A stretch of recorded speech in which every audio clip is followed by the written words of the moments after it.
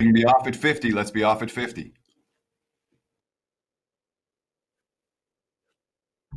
Every Monday is $9 Mondays over at WagerTalk.com and SportsMemo.com. Get any best bet or daily package for only $9.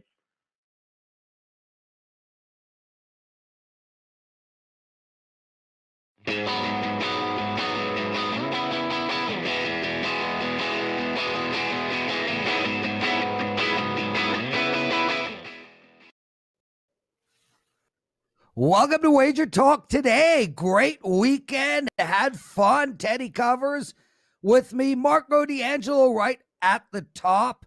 And then Teddy and I are going to break apart week 7 in the NFL. But Teddy, let's get straight to the lead story. Wow. Wow. Vivian and I watched last night's game, and I don't think we've seen a better football game from a fan perspective. And lines were involved, totals were involved. I mean, it was awesome. The whole game was an amazing game to watch, especially as a fan. I got my take, but talk to me, brother. Well, I mean, when you talk about the drama in overtime of that game, I know we were talking about it before we came on air this morning, where we have the coach icing his own kicker because he wasn't paying attention on the sideline because the clock wound down, which gave Seattle another chance. We had the insanity of the game-winning touchdown getting called back on a penalty, and then the very next play, a turnover, leading to the game-winning score on the other side of that contest. We had the point spread drama you're talking about. Do they win by a field goal or do they win by a touchdown if Seattle wins? With the Seahawks laying the 3.5 in that ball game. And Russell Wilson Russell Wilson was more than spectacular last night. Russell Wilson was, the throws he made were truly unbelievable. From the first play of the game, he faces a blitz. There's someone right in his face. He chucks it 40 yards downfield.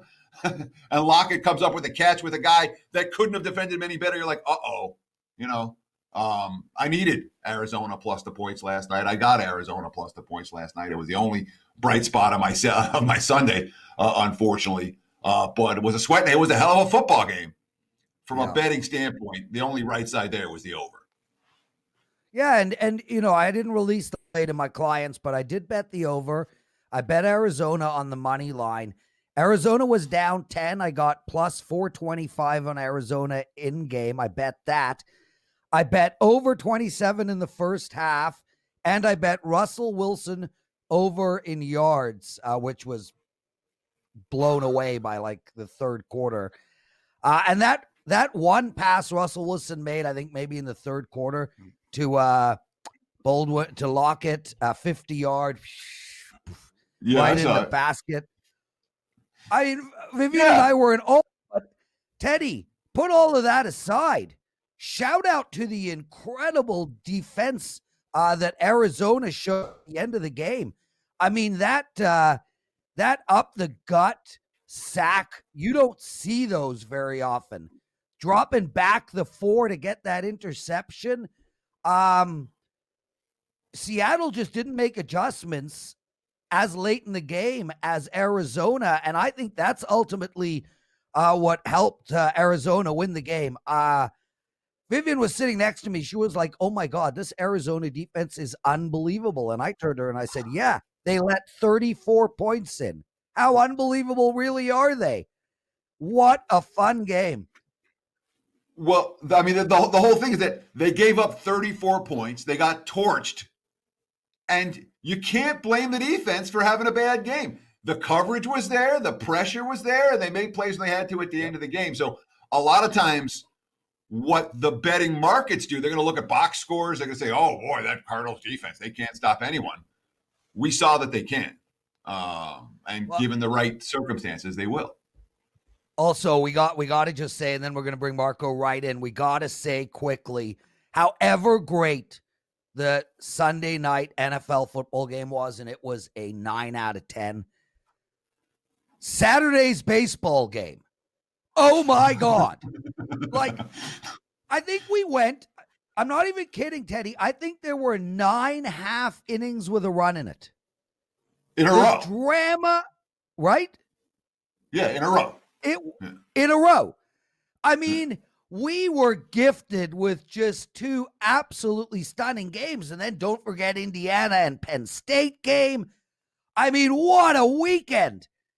Oh, yeah. I mean, we got to Browns, Bengals, Lions, Falcons, these crazy games and crazy innings and exciting, thrilling finishes.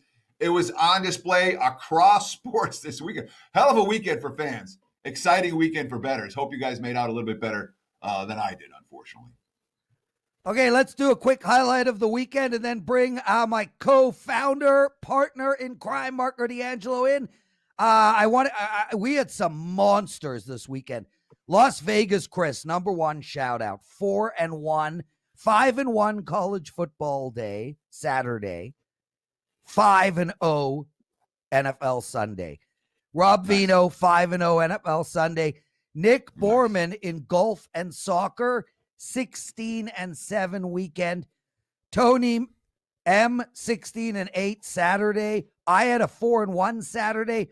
Merrill had a 4-1 Saturday. Whoa, was a good weekend to be part of the Wager Talk gang for a bunch of people. Yeah, Teddy, go ahead. I got to say, can you pronounce Tony's last name this week? M. I want to welcome Elvin Smith, Michael Wise, Polly Walnuts. I haven't seen your names, Nick Labrasco. We love having you new guys on. Thank you for joining us. Gene Montoya, Fred Galoop. This is a Nespresso. I have an espresso. Rico, Jason, Elvin, Liam, Johnny Outlaw. Guys, thank you from Teddy and I for joining us. We love you. Let's get that like button up. And let's bring in my brother, Marco D'Angelo. Oh, Marco, purple, looking good. Hey, guys, how you doing? Hey, you guys broke down last night's game great with all of the highlights, but you forgot the biggest play of the game that really the game would have, been a different outcome. We wouldn't have been into overtime. Seattle's ready to punch it in and end the game. Yeah. Virtually for Arizona, and we get an interception in the end zone, 90-yard return. Anytime you look at a highlight sheet and you see interception, 90-yard return, you think he took it to the house, but no, he got gassed, got caught from behind, defender gets caught from behind, saves a touchdown, and then Seattle makes a goal line stand, to save that game. And give Arizona credit, because most teams, after that sequence and not getting points, would have been the end of the game. That's all I got to say about that. And I just want to say one disclaimer. If you're a field goal kicker and I see you on the street today, I may just kick you in the nuts. I'm sorry. I got to tell you what Marco's talking about. Both Marco and I were on Cleveland. I actually broke one of my TVs, Marco. So you didn't have it as bad as me. You see, I was on Cleveland. I went 3-3 yesterday. Should have been a 5-1 day. I lost the under in Pittsburgh by half a point because when I put the play in, it was 50.5. I lost with Atlanta. And the problem with losing with Atlanta was it was at the same time that I pushed with Cleveland. Literally within seconds of each other. And I was holding a converter, like just the one with volume, not the actual remote. And I threw it and I accidentally hit one of my TVs, and it was an old TV. So I was Prez, so mad at yeah. Hold my beer. I can beat you, okay? Because within 2 minutes of each other, I had that game that you're talking about with the Steelers in the under.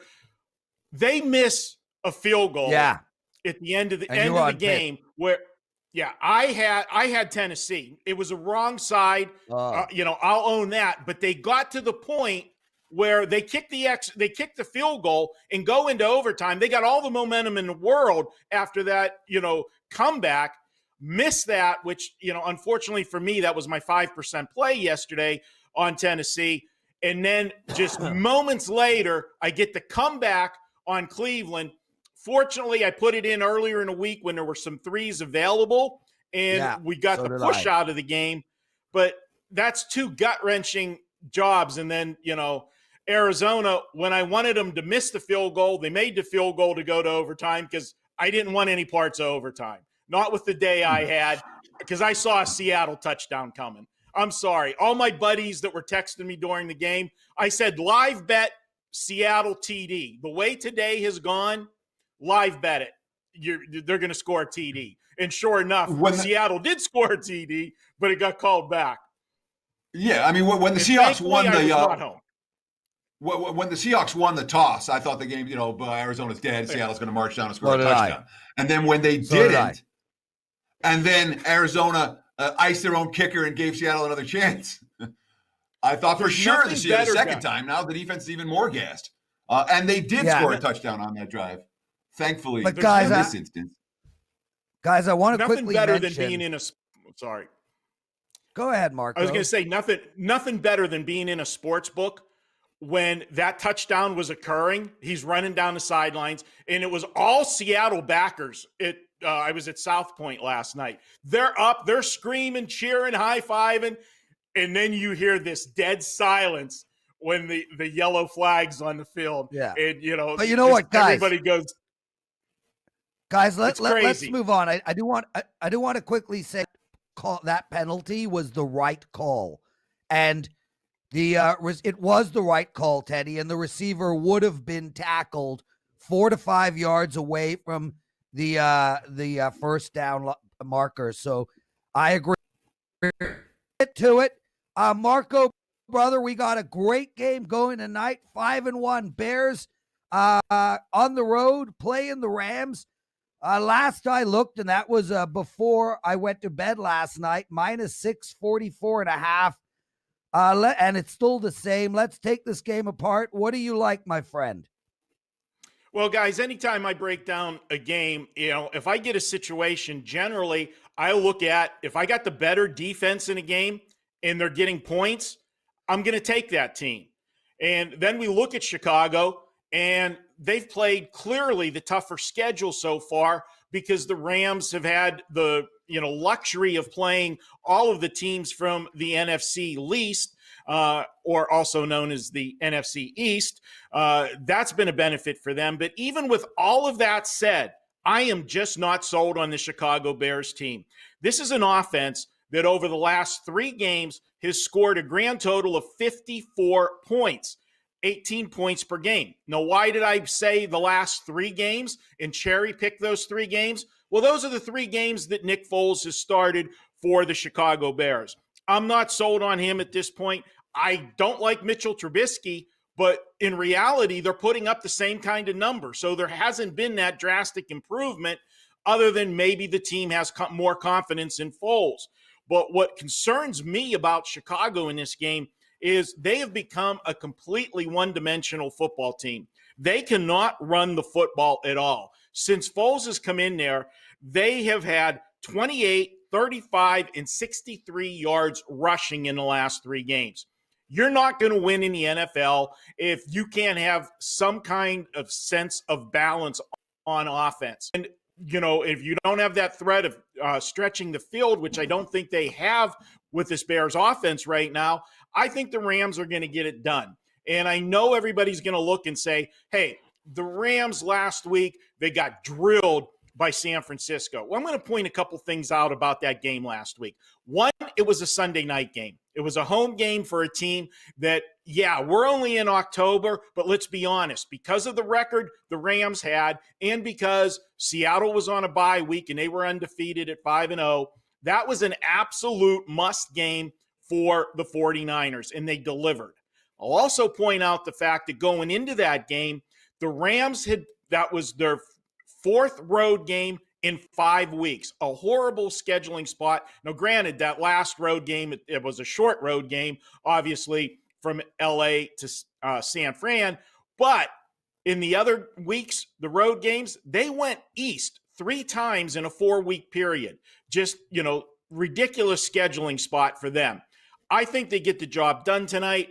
They're at home. They're the home team in prime time that needs to get a win. They want to stay with Seattle. I'm going to go ahead. I'm going to take the Rams tonight. I'm going to lay the 6 points. And as I said, normally it's an automatic for me to take a better defense getting points, but I'm not doing it tonight. I am on the Rams. So these two teams have met in each of the last 2 years. In 2018, it was a 15-6 final. In 2019, it was a 17-7 final. We haven't seen either offense able to get a whole lot of traction against the opposing team's defense in recent meetings, despite the fact that in theory, you're supposed to be two offensive-minded head coaches. Do you expect another relatively low-scoring defensive scrum here with both offensive lines struggling against the opposing Ds? Or maybe does this game open up a little bit? I've been surprised at how much over support there's been in the sharp betting marketplace for tonight. Teddy, I am personally not on the total in this game, but I do have 2 strong angles that support exactly what you're saying about the unders with these two teams. The Rams, going back to the start of last season, this is very simple. If they're the favorite, you bet the under. They're 12-4 the last 16 games when they've been installed as the favorite. And Chicago, who's coming off an upset win as an underdog. Now, granted, they were a small dog last week, but they were the dog and they won outright. Going back the last 3 seasons, that's happened with the Bears 6 times. The next game, all 6 have gone under the total. So if you're going to go and look from a systems angles standpoint, then yes, what you see with your eye is also backed up with some data supporting the under. But if you look at this total, and in a year that has been, all overs, but I'm going to put the little asterisk, if you've noticed the last 2 weeks, we're seeing more and more unders as Vegas does what Vegas does best, and that's adjust to the market. They've moved the lines upward to try to slow the onslaught of over money. We're seeing more unders come, but this is still a low total for 2020 when you look up and see 44.5. You get a couple quick scores and all of a sudden you're sweating that total. But the eye test and the angle test says under. Yeah, sure. And when you look at the yards per play for these two teams, I mean, the Bears allowing 5.1 yards per play versus an NFL average of 5.6. Solid. The Rams at 5.0 yards per play allowed against that 5.6 average. Again, when you have both teams averaging more than a half yard or more better than the league average defense, you can understand why this total is as short as it is. I want to talk about, you talked about the Bears' inability to run the football. To me, that stands out. Chicago just 3.9 yards per carry for the season. The Rams, though, from allowing big carries, I was surprised when I looked at LA's against the run numbers. League average, not better. What do you think of that Rams run defense? Well, you would expect, with having Arnold on there and stuff, that this is a team that, is going to put pressure on a quarterback. But sometimes when you're focused on coming at the quarterback, you're missing those draw plays and such that, if they break that first line of containment, you can get some better runs and that'll help the average there. But this is a situation. If the Rams get the lead in playing at home, and because I like the Rams and the fact that Chicago hasn't had success, the Rams are going to be pinning their ears, coming to put pressure on Foles. I think for Chicago to be successful, they're going to need to do what New England does when they don't have a good running game. And we've seen it for years out of, the Patriots. We're not seeing it right now, that's for sure, with the Patriots offense. But they use the short passing game as an extension of the running game, where you hit those, quick screens out in the flat, to try to slow down rushes and keep defenses honest. But I just haven't seen anything from Chicago that makes me fear them attacking the Rams defense on the ground. So for me, I'm not worried about it, Teddy. Marco D'Angelo with us. Teddy Covers, you're watching Wager Talk Today. And Nick writes in the chat room, Prez, are you going to talk, man? Nick, I rode the Peloton too, out of breath. I'm still sweating. You've already seen me wipe my face. Plus, when you talk, you don't learn because you already know. And when you got Marco and Teddy on the show with you, sit back.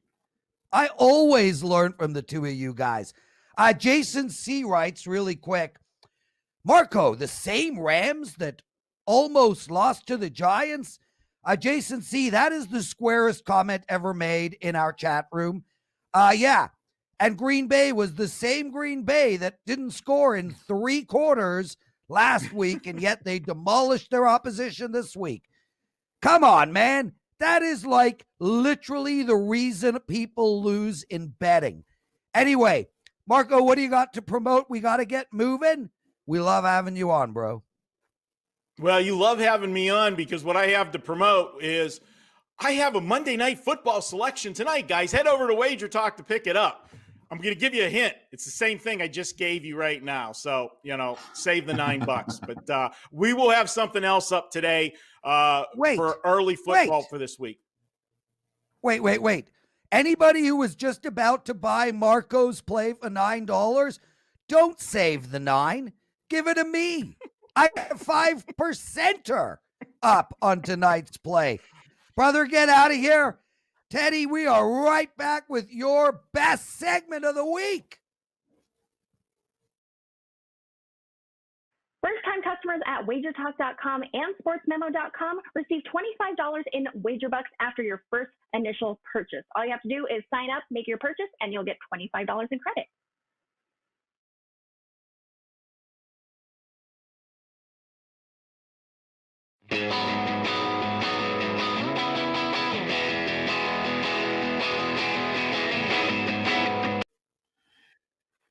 It's time for Bad Beats, Bad Bets, and Bad for the Books. A little recap of what happened in the betting world over the course of the weekend. And normally, my notes are like this. Sometimes they're like this. I got a stack of notes, man. There's a lot of games to talk about. Let's get into it. We'll start with what happened a little bit in Saturday college football, just the games that really stood out to me.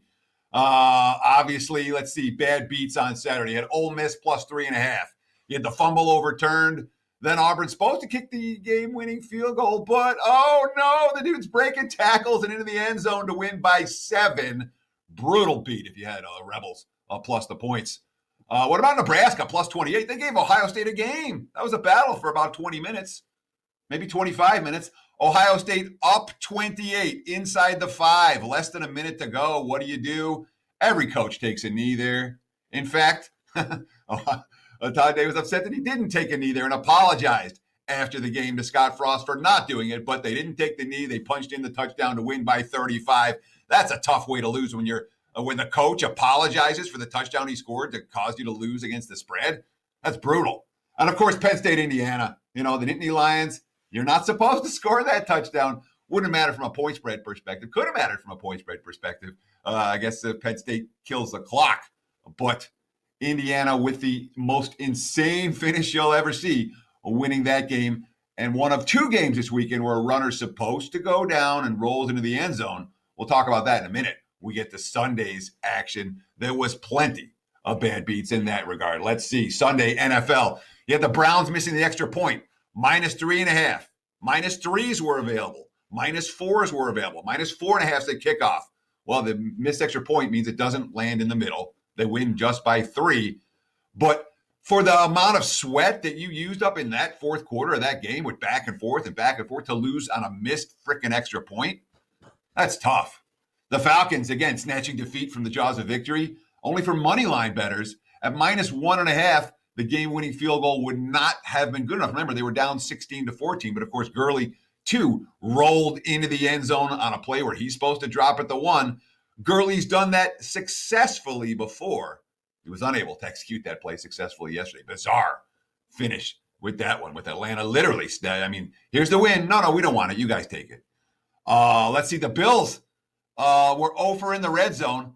8 field goal attempts. They only made 6. No touchdowns. They win by 8 in a game that, the second half was as dominant as you get.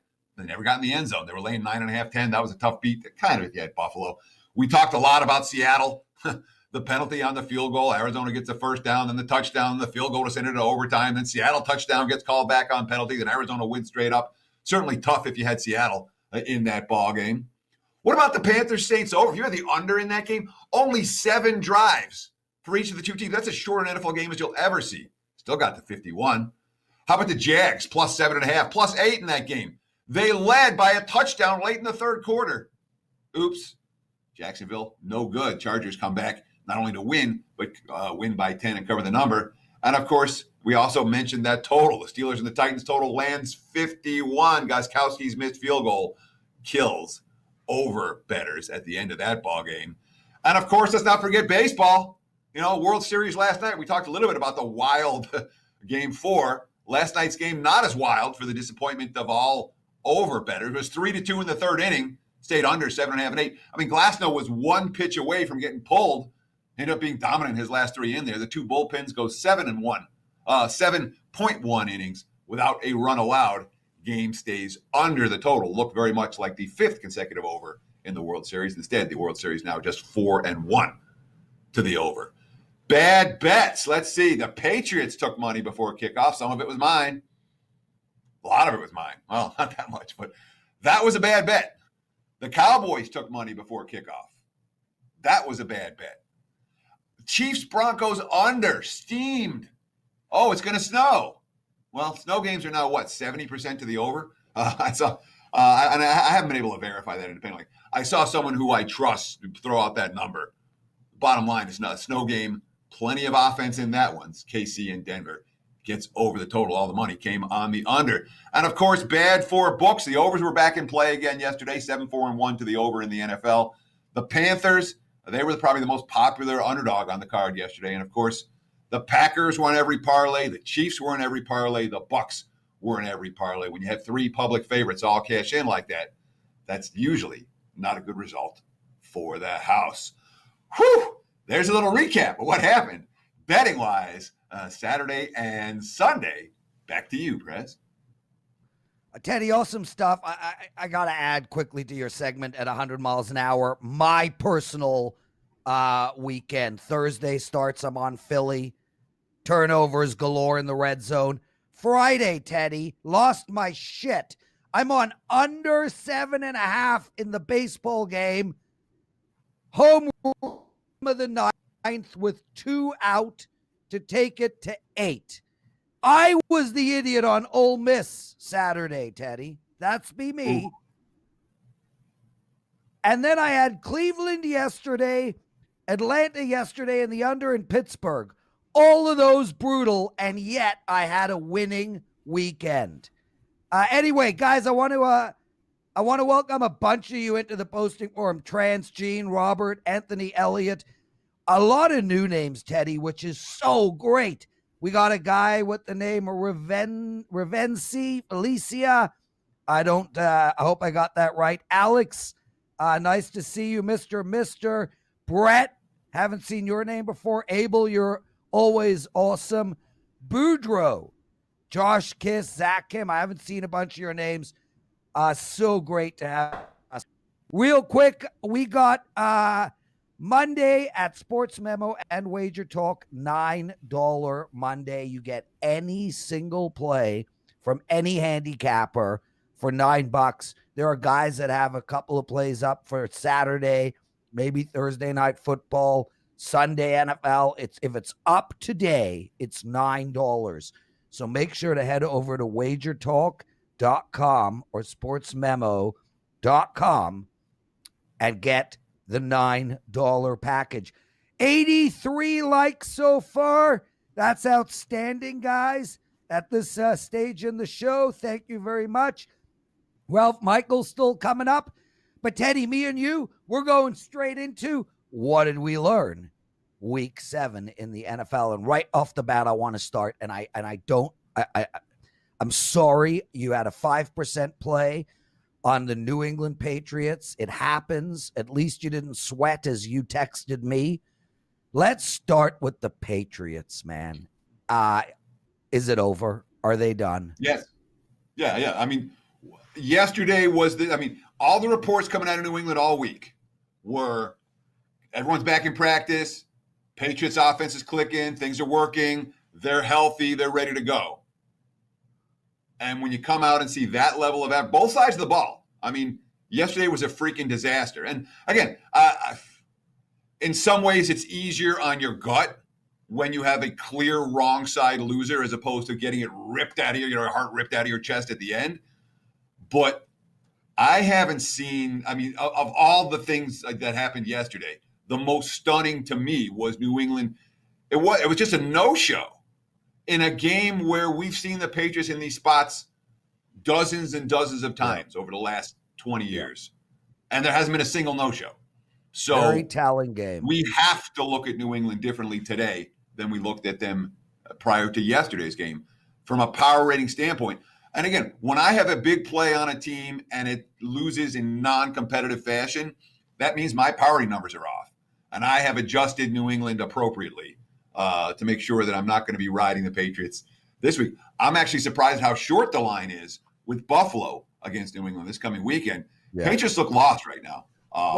Both sides of the ball, they were awful yesterday. And that was with players back in practice, with a full week, with Belichick saying all the things that he normally says. It's a problem in New England. Well, Teddy, I mean, we're definitely going to take apart the Buffalo-New England game at some point in the week. But look, Buffalo's had three rough outings in a row, really. And that's probably one of the reasons why. I do want to just quickly say, because I forgot to mention, again, Gianni comes on our show on Thursday, tells you that there are a few things in life that are guaranteed. Bet on Floyd Mayweather, bet on the New England Patriots with Belichick and Brady, and bet on Khabib. He won. Huge shout out to Gianni. I also want to mention I won my MMA play on Saturday, and I am absolutely 100% perfect in MMA plays at WagerTalk. I have never lost one yet. Teddy, let's go to the Tampa Bay Buccaneers. Brady looked the best I have seen him in 2 years. He was poised. He was throwing the ball with distance. He was throwing the ball with zip. Now they picked up Antonio Brown. The defense is really fast. They get stops when they want to. How high is Tampa Bay in your power rating? They're top 5, but they're not at the top. They're not, I still have KC and Baltimore well ahead of them. I have them in the same range as I have the Packers. And I know Tampa slaughtered Green Bay 2 weeks ago, but that was 2 weeks ago. That was one game. From a power rating standpoint, those two teams are relatively even. I think I have them 2 points lower than Baltimore, tied for third in the NFL. Yes, Brady looked great yesterday. And the Bucs defense is real. Let's start with that. The Bucs offense, they played a Raiders team that one was dealing with COVID issues and two is having major issues in the secondary. And three didn't have any pass rush yesterday. So with a grain of salt, Tampa good, but let's not crown them Super Bowl champs just yet. And offensively, again, when you're making moves like, let's go sign Antonio Brown, it means we're not happy with our receiving core. I'm not still on Tampa's weapons right now, especially with Mike Evans still banged up. He's Teddy Covers. I'm the Prez. You're watching Wager Talk today. We can't thank you guys all enough. Unknown Magician, haven't seen your name. Thanks for joining us. Teddy, you and I spoke about the New England-San Fran game because I was on San Fran big. You were on New England. And I made mention to you, this is a team that went to the Super Bowl not 10 months ago, 8 months ago, whatever it happens to be. They got all their weapons back. They got a good coach. Great defense, and they came out and just dismantled the New England Patriots in every aspect of the game. They're in the toughest division. They have a schedule that we haven't seen from a hard perspective in a while. How real is San Fran right now? Are they a play-on team for you? Well, you said something that I couldn't disagree with more. You said San Fran has all their weapons back. San Fran has none of their weapons back except for Jimmy G. They've had, I think, 19 projected starters on IR right now for the 49ers. I think they're the weakest team in the division, and I think they finish in last place. Go on. Well, I think ultimately they could easily finish in last place. They have the hardest schedule out of anybody in that division, and they're in last place right now. So, yeah, fair enough. Dallas, dude. We had a guy who started the show. I can't remember the poster's name. He said he bet under 7 points for Dallas at plus 1,800 and cashed. So, firstly, nice bet. Outstanding stuff. And secondly, holy crap. Teddy, I was on Dallas. I will not be on Dallas again. This team, you know who's laughing? Jason Garrett. And if you go back to the beginning of the year and you listen to the NFL presidential address, you would have heard me say Mike McCarthy is the worst coach in the league. This Dallas team is a total mess. And it's not because of Andy Dalton, because they were a total mess with Dak. How low are they on your power ratings? Number 2 at the bottom? No, they're bottom 5 now, and they weren't before yesterday's game. Yesterday's game was besides the fact that Dalton got hurt, but yesterday's game against this is a divisional rival coming off a blowout loss in a division that you can still win to save your season. All right, those are step up, step up, step up, and step up.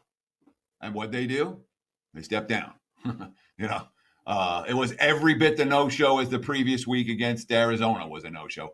And when you have a team with back-to-back no-show, and again, the one's a national TV game at home, the other's a divisional rival off a bad loss.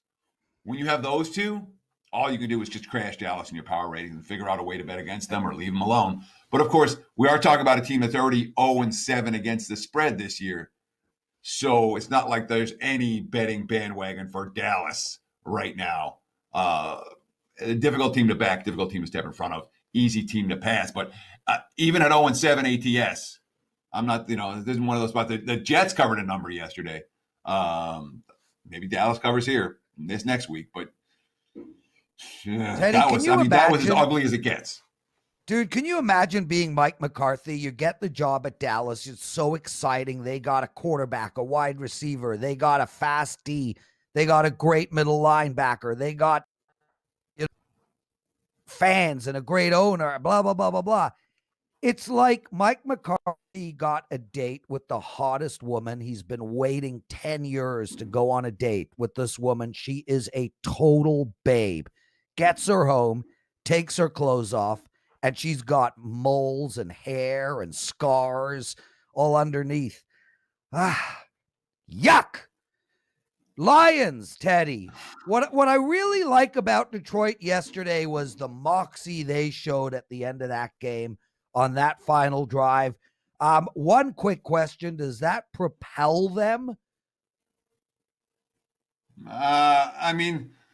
When you're struggling to beat the Falcons, I don't know how high you're going to be propelled.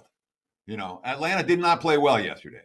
And I'll give the Lions credit for a couple of things. One, we've seen Stafford do this before. Stafford's supposed to be able to run a 2-minute drill to score a touchdown at the end of the game against a bad defense, and he did.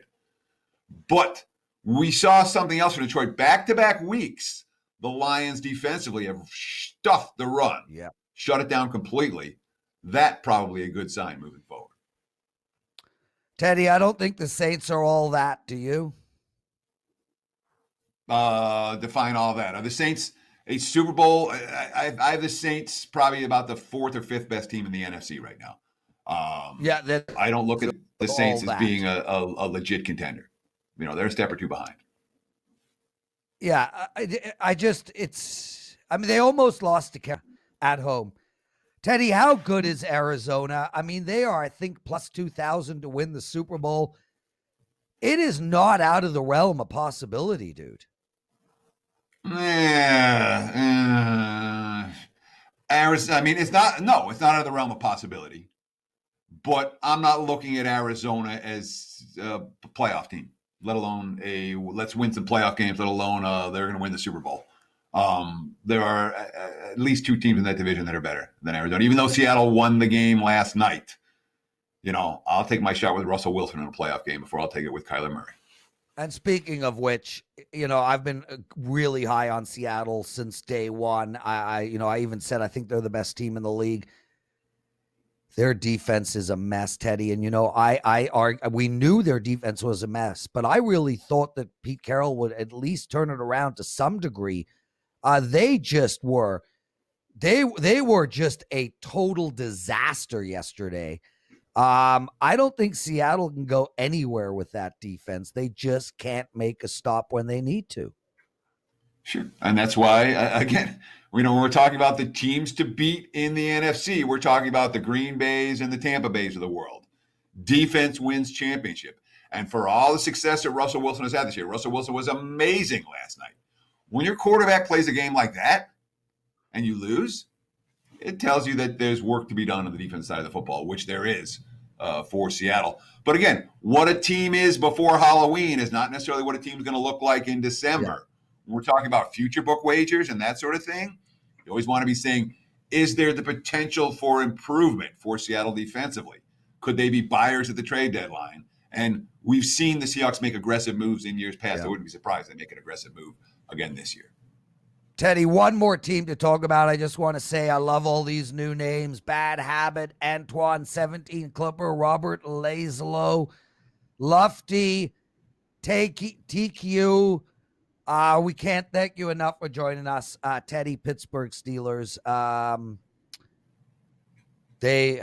That offense looks good. I think they could probably march with anybody. We're going to find out this Sunday. Any quick thoughts? Yeah, so in terms of surprises, I'm surprised at the opening line for Pittsburgh-Baltimore. Yes. We'll talk about that on the next show, of course, after this one, the opening line report with Drew Martin coming right here on this channel, about 10 minutes after the show ends. Perfect stuff, guys. Let's take a quick break. Well, Teddy's big, bad breakdown betting, big game breakdown coming up, and then we're going to go straight into Ralph Michaels with some. Love having you all with us. Joe, get rid of the two of us, would you? Every Monday is $9 Mondays over at WagerTalk.com and SportsMemo.com. Get any best bet or daily package for only $9.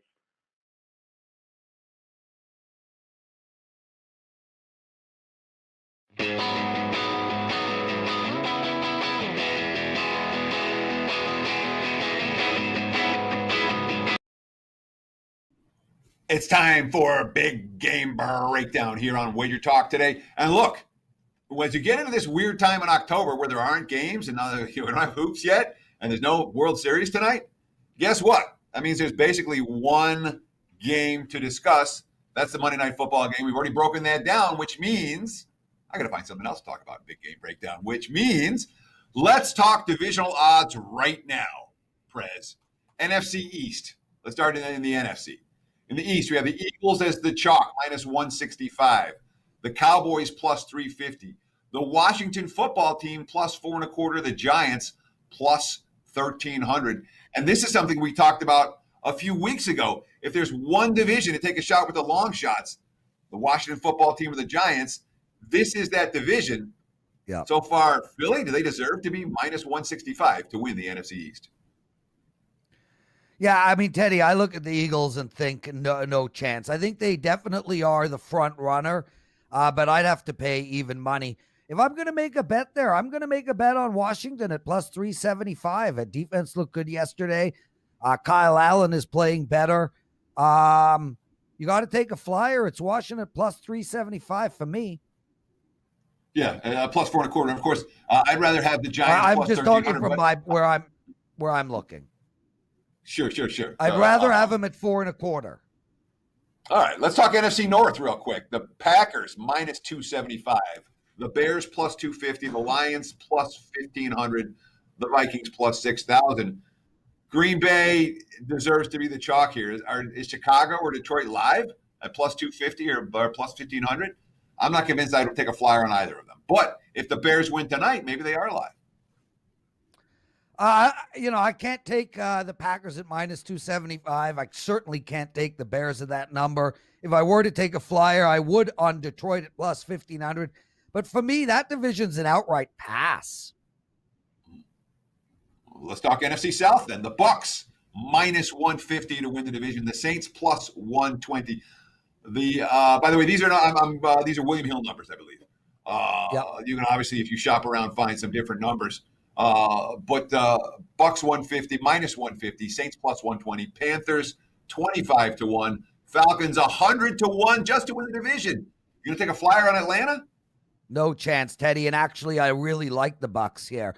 I've been telling everybody all along, without preseason, I think the Bucks are just going to get better and better and better.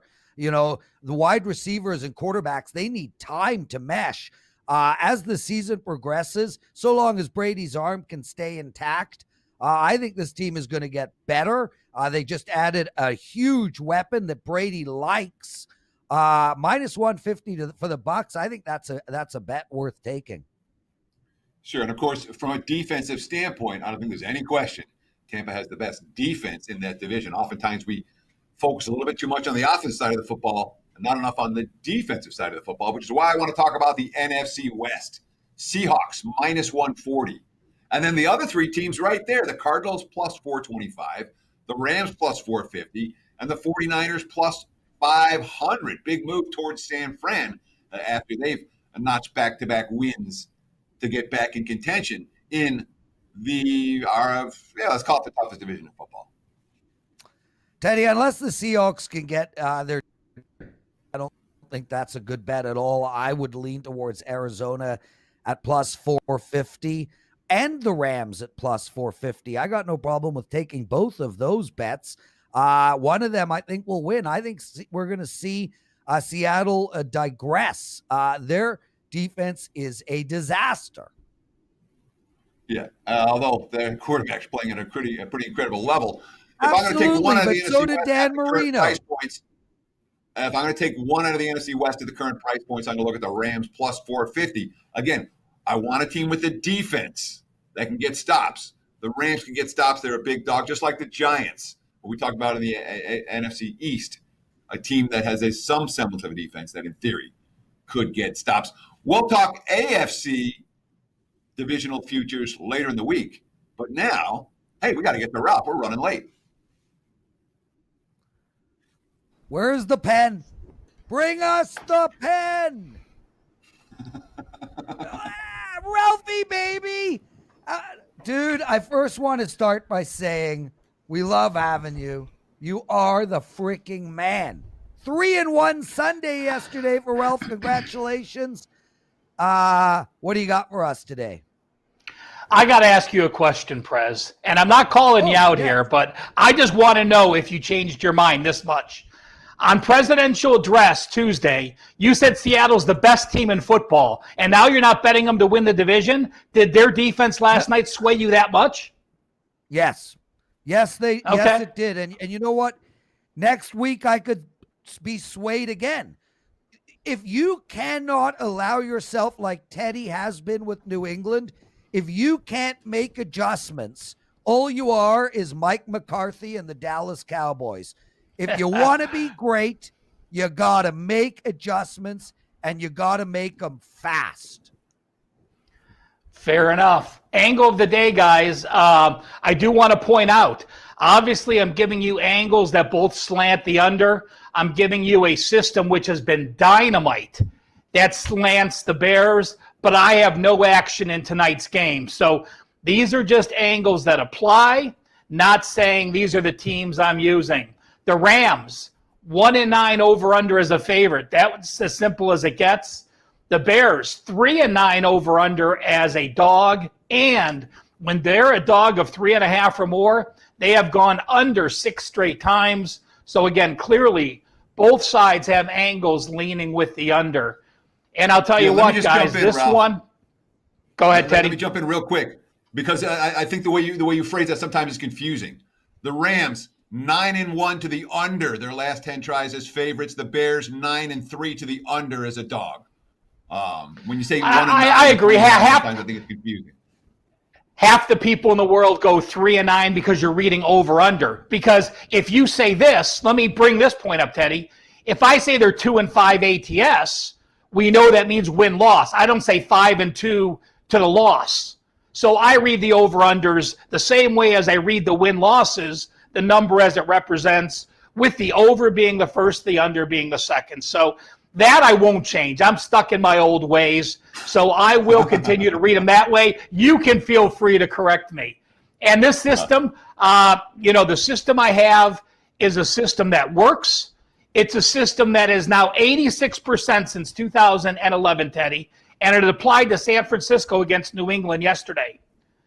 When you have a team off a loss as a home favorite, like San Francisco is, and they're playing a team off a win as an away dog, like the Bears are, and they are single digits at home, since 2011, they are now 4-25, 86% of against fade. Is that momentum in the NFL? Well, it's pretty strong numbers for a lot of years. So again, the system is fade a single digit home favorite off a loss as a favorite against an opponent off a win as a dog. Thoughts, Teddy? Yeah, I mean, anytime you talk about a system that's 24-4, backing the dogs in that spot, it certainly is going to catch your eye. And again, this isn't a system from 300 years ago. It's a system from this decade where it's been very consistent. Makes enough sense to me, but it's not a game. Again, I'm not an action on the game tonight. So it certainly makes a nice case for Chicago in a game that, in theory, could be very competitive. All right, how about one that makes absolutely no sense? And okay, I've bet against this system, but hey, I'm here to report the numbers, guys. It doesn't mean I always like the system. I want to make people aware this is a unique season with the COVID, with the spring practices, with the not knowing if there's football. And normally, to me, having a game under your belt or being a college football team with having played games against a team playing a first game.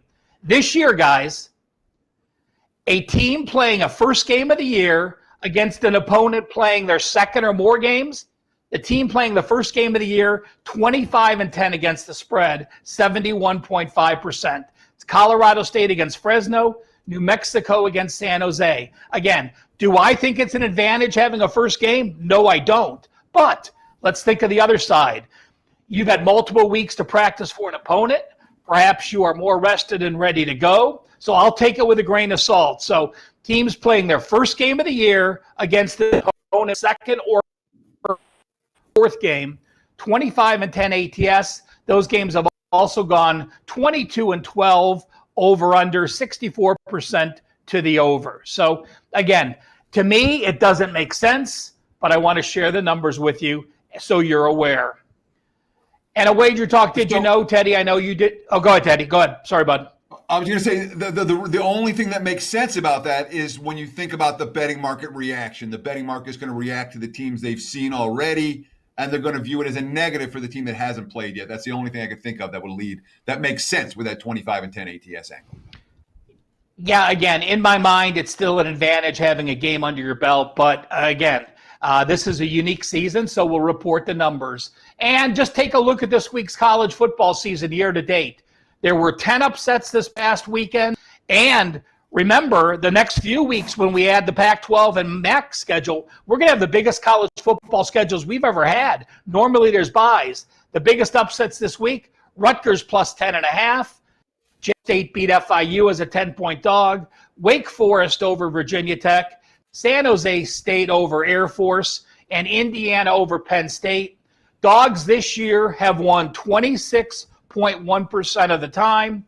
If I go back to look at 2014 to 2019, dogs through those 5 years hit 23%. So the dogs this time year to date about plus 3.1%. Quickly, favorites this year to date, 45%. This past week, they were 53%. Home teams against the spread year to date, 48.1%. This past week, 52.2%. Home dogs year to date, 55%. They went 8-8 this past week. And conference home favorites year to date, 57%. This week they went 54.2. The one thing I want to take when I look at this, I look at the home team year to date is 48.1%, and this week they went 52. I think people have now taken the home field edge out, and I think when we start having teams making multiple trips back-to-back weeks or traveling 3 times in 4, I expect that home percentage to start climbing through the next few weeks. Again, it's 48.1% year to date after going 52.2% this past weekend. Ralph, we got to, we could listen to you all day, but we actually can't. Teddy's got the open up in a few minutes. Just want to give a big shout out to Marco. Thank you for your time. Teddy, due to popular demand, Wednesday, Carmine Bianco will be on this show. We're going to be talking Championship League soccer. Tomorrow, Steve Merrill will be making an appearance, and Dave Sharapan. Ralph, you are a joy to have on every day. Teddy, take us home. Sure. Enjoy the games tonight. Good luck. We'll be back again in 23 hours right here on Wager Talk Today. And please stay tuned for the opening line report coming up in about 10 minutes. Give me a break. I got to go, freshen up a little bit before we get on here. Every Monday is $9 Mondays over at WagerTalk.com and SportsMemo.com. Get any best bet or daily package for only $9.